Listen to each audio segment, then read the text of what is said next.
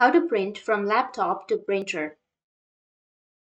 So if you want to print from laptop to printer, then what you need to do is first you need to just open up your settings. After opening your settings, you need to go with Bluetooth and devices. And here you need to go with printers and scanners.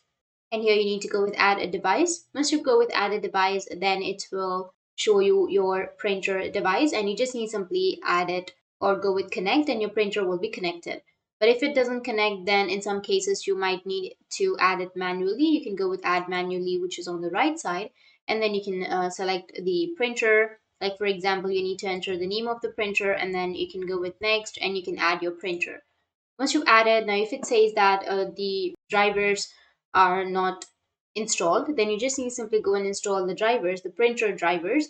So to install the printer drivers, you can go with any browser that you're comfortable with and then search for the printer name, and you will have the printer drivers. You can download or install the drivers, and after that you can go with add, or you can also go with refresh, which is on the right side, and it will again start loading or start searching, and your printer name will be right here. You can just click on it and your printer will be connected. After connecting your printer, you just need simply go with your Word or any other document that you would like to print.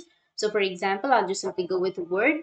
Once you're here, you need to select the document that you would like to print, and after that go with file, which is on the upper left, and here you will have print option. Just click on print and you can select the format, the margins and everything, and after that you need to select the printer that you've connected, and after that go with print and it will be printed. Or you can also press Ctrl B and it will start the printing. So that's how you can print from laptop to printer, and if you have any questions, feel free to comment below. Thanks for watching.